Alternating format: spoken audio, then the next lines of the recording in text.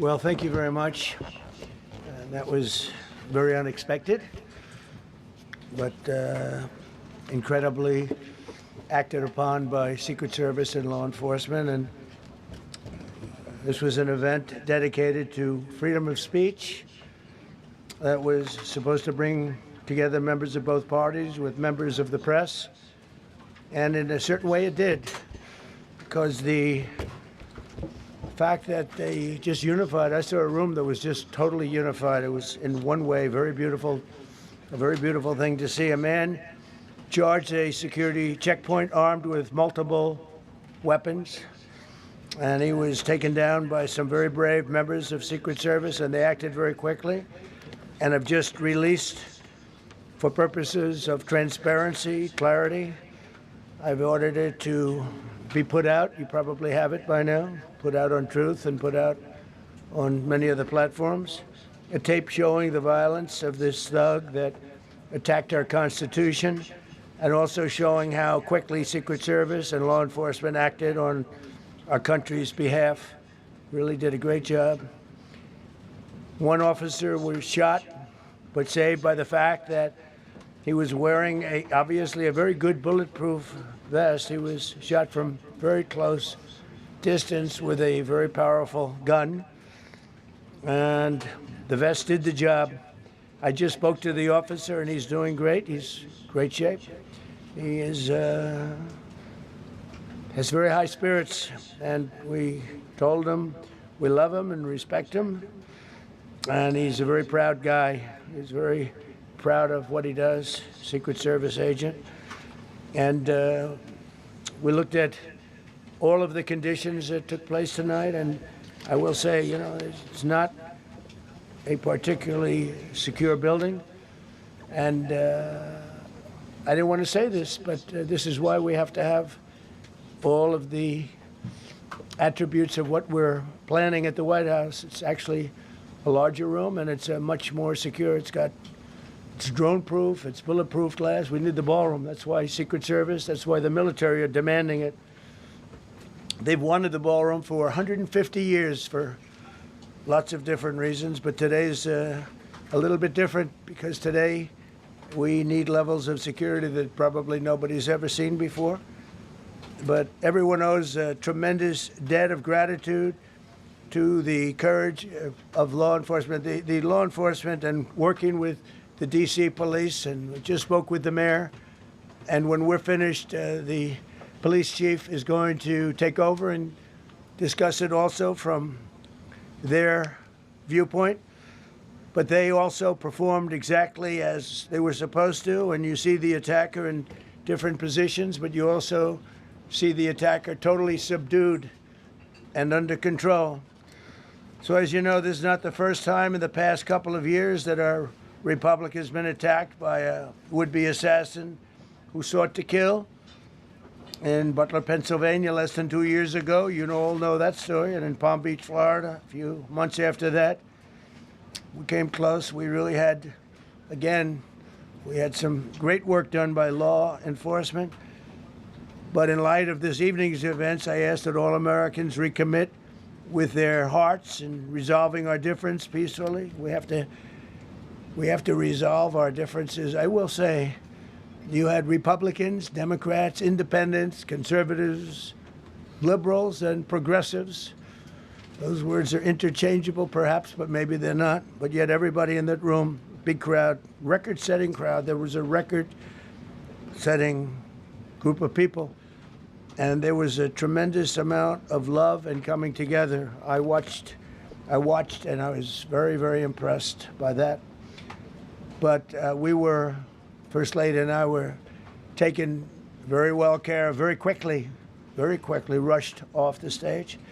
Vice President J.D. Vance, who's here, was likewise beautifully done. He was just saying how quickly everybody acted, law enforcement, Secret Service in particular in this case, but law enforcement. Marco had the same thing. Pete was there. Pete didn't want any help. He didn't want anybody to help him. He doesn't want anybody to help him, but he did get some, didn't you? And I think you also said that it was very impressive. So with that, I'd like to ask Todd Blanche to come up, say a few words, and tell you it's already underway. The man has been captured. They're going to his apartment. I guess he lives in California, and he's a sick person, a very sick person. And we don't want things like this to happen. I think it's very important that I say, though, and I told the representatives of the evening, they did such a beautiful job. It was such a beautiful evening. And again, they're talking about free speech in our Constitution. That's what it's all about, not just White House Correspondents. It was really based on free speech in our Constitution. But I said very importantly that we'll do it again within the next 30 days, and we'll make it bigger and better and even nicer. So I just want to thank everybody that was involved. I also want to thank the press, the media. You've been very responsible in your coverage. I will say I've been seeing what's been out. You've been very responsible. So Todd Blanche, I'd like to say a few words, and then we're going to have cash. And then you're going to go on. We can ask, I guess we can take a couple of questions. I want to thank the First Lady that was a rather traumatic experience for her. There was a lot of action taking place up there very quickly. But again, the response time was really incredible. And we're going to reschedule. We're going to do it again. We're not going to let anybody take over our society. We're not going to cancel things out because we can't do that. We wanted to stay tonight. I will tell you, I fought like hell to stay. But it was protocol. They said, please, sir, because they didn't know there was a lot of action going on, and they didn't know could there be probably a lone shooter, but we'll find out. We'll find out very quickly. They have it very well under control. So I want to thank everybody very much. And Todd Blanche, please. Thank you very much, Mr. President. Tonight you saw the very worst and the very best of this country. You saw the very worst by the actions of that coward that the president just talked about. But you also saw the very best because you saw law enforcement do exactly what they're supposed to do. And you'll see the videos come out, I expect, very shortly, and you'll see law enforcement do exactly what we want them to do. And so I echo what what President Trump just said, that we are extraordinarily grateful and appreciative of the men and women of law enforcement that did their jobs tonight, including one who was injured. This investigation is ongoing. I expect you will see charges filed shortly.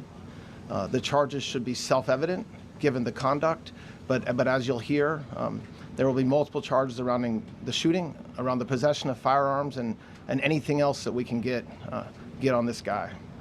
The investigation is obviously ongoing and just started. There is federal law enforcement already working on search warrants and doing their job, and I don't want to get ahead of them and don't want to get ahead of the work that they're doing even as we speak. Director Patel and I were just on the crime scene a short while ago, and everybody in this room should rest assured that the Metropolitan Police Department, the FBI, Secret Service, everybody's on the scene doing their job. I know that the police chief is going to give an update from the scene as soon as we're finished here, and I obviously will lead the details of what they have learned to him. But in the meantime, I just want to thank everybody in this room for the courage. And I want to thank President Trump for his words, and I promise you, justice will be served. Thank you. Director Patel. Thank you, General. Thank you, Mr. President. The President's absolutely right. You saw the best resolve of American law enforcement because you, Mr. President, inspire them 24/7, 365. You give them the resources that they need, and they know that you have their back.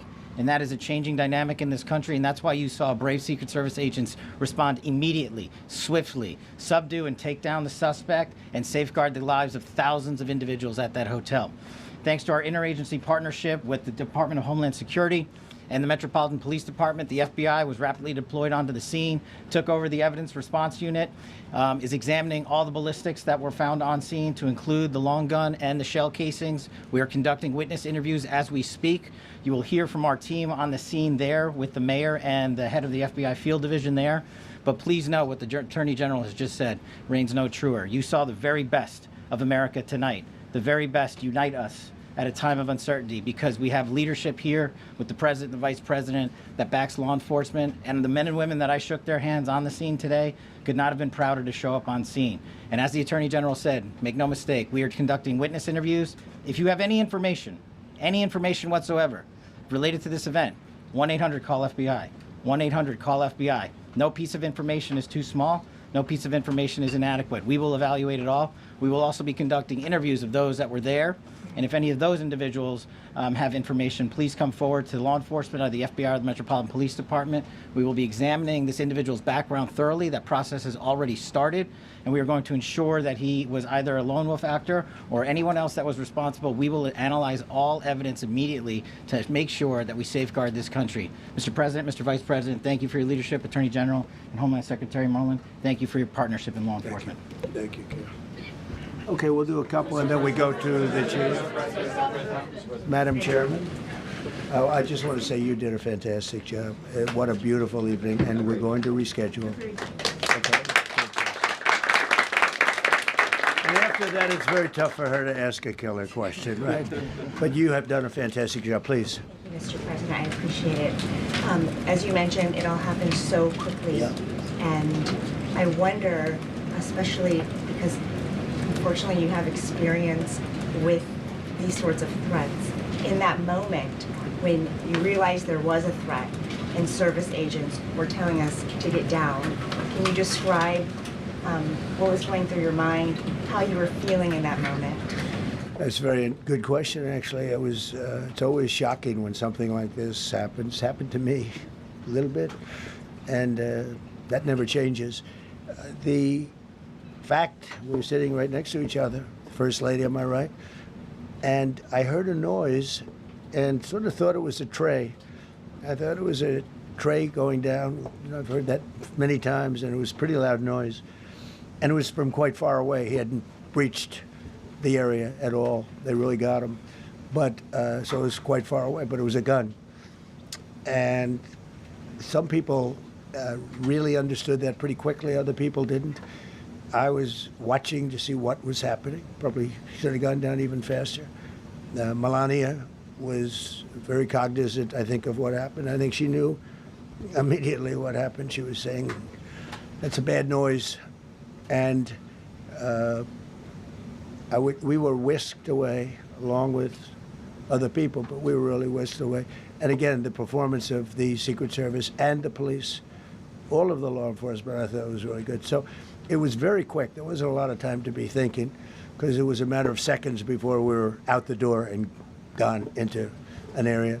We very much, and you wanted to too, we very much wanted to continue it, because I don't like to let these sick people, these thugs, these horrible, horrible people, change the fabric of our life, change the course of what we do. So we held out. You were there. We held out right till the end, but they didn't want to take a chance, and I understand there was protocol. But we're going to be doing one hopefully within the next 30 days or sooner, and I am ready, willing, and able. And I was all set to really rip it. And I said to my people, this would be the most inappropriate speech ever made if I said one. So I'll have to save it. I don't know if I could ever be as rough as I was going to be tonight. I think I'm going to be probably very nice. I'll be very boring the next time, but we're going to have a great event. And you did a fantastic job. Thank you very much. Peter, go ahead. Thank you, President Trump. There's a report in the New York Post that this assailant assembled his weapon somewhere on site at the hotel.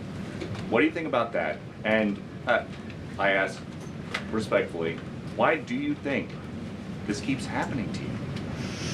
Well, you know, I've studied assassinations, and I must tell you, the most impactful people, the people that do the most, you take a look at the people, Abraham Lincoln, I mean, you go through the people that have gone through this, where they got them, but the people that do the most, the people that make the biggest impact, they're the ones that they go after.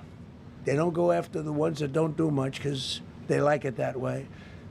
And when you look at the people that have either, whether it was an attempt or a successful attempt, they're very impactful people.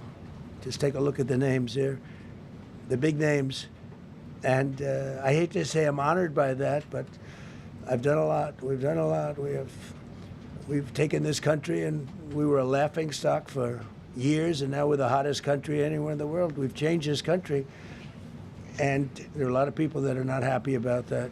So I think that's the answer, Peter. And after Butler, your team for a while rethought outdoor events. Yeah. Do you think that you now need to rethink No. indoor Well, events? but then you just don't do events. No, I can't do that. I have to. It is what it is. We have to do it. The room was very, very secure. He charged from 50 yards away, so he was very far away from the room. And what did you think when you saw the video of how fast he was running? He was moving. He was really moving. And the reaction time was great. Boy, those guys, they had their guns drawn literally by the time he was there. They were shooting. That's right. I thought they were very impressive. And if I didn't, I'd let you know. I'm not going to be, I would not stand for that. No, I thought they were very impressive. Thank you, President Trump, and thank Right. you for updating us on Thank the you. suspect earlier. Were you aware of any threats? Was your team aware of any threats beforehand? And do you believe you were the target of this tonight? I guess. I mean, these people they're crazy. They're crazy, and you never know. He was very far away from me. He had to go through a lot. We had resources all over. We had resources sitting at tables, literally in disguise, sitting maybe at your table. Who knows? But we had people all over the room, so he had a long way to go. That was really a first line of defense, and they got him. And they really, they acted incredibly. No, there was no notification. We had no idea. Go ahead, Do you know Kevin. any political motivations from this? Well, you never know. suspect? Now, we'll be able to tell you that maybe by tomorrow or the next day. He's in custody, and they're asking him a lot of questions. I guess they're going over, Todd, and they're already at his apartment. He lives in California. Yes, sir. And they're over there, so they'll be able to tell you. Thank you, Caitlin. President Trump, did the suspect say anything, or was he wearing anything that would allege some type of motive here? No, I mean, he was a guy who looked pretty evil when he was down. They had him down. He was fighting hard. He was, in my opinion, a sick person. Who would do that but a sick person? But I think you're going to find everything about him. No reason to talk about it now. But tomorrow at this time, long before this time, you're going to know a lot of things about him. They seem to think he was a lone wolf, and I feel that too. Are you concerned about U.S. Secret Service protection ability? We saw several of the detailees take minutes to be escorted out of the room.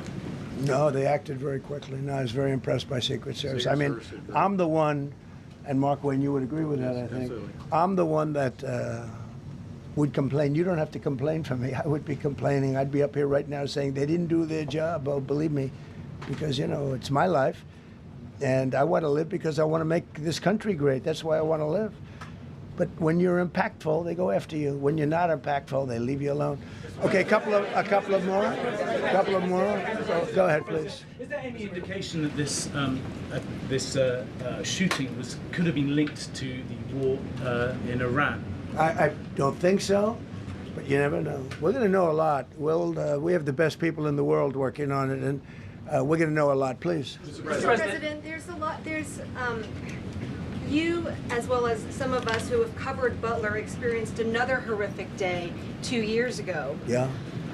What felt similar? You had the First Lady with you today. What felt different? And you have another 2+ years in office. Are you concerned about something like this happening Well, I again? can't be concerned. I can only get great people. They did the job, in my opinion, a much better job than Butler. Butler had one weak spot that we all know about. Somebody should have been up there. But even Butler, we had our sniper on our side within 4.2 seconds from a distance of about 400 yards, one shot, and he was gone.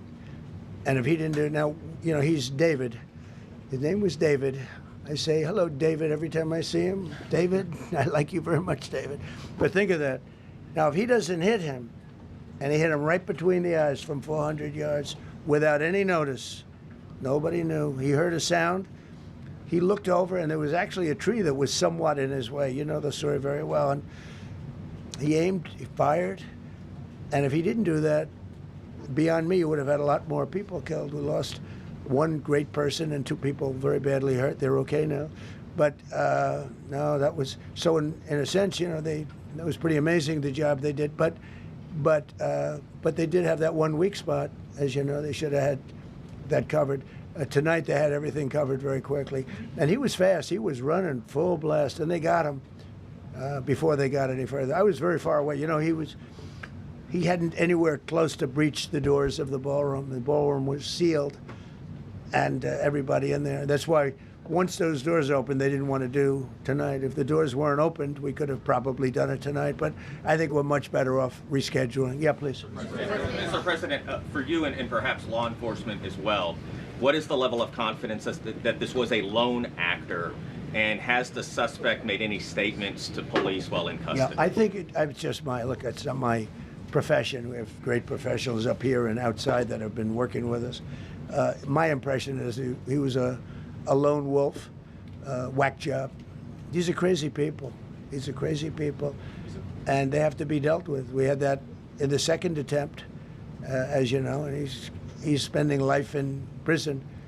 Because if you let him out, they'll probably, you know, if he serves 10 years or 15 years, you let him out, he'll probably try it again with somebody else. They're sick people.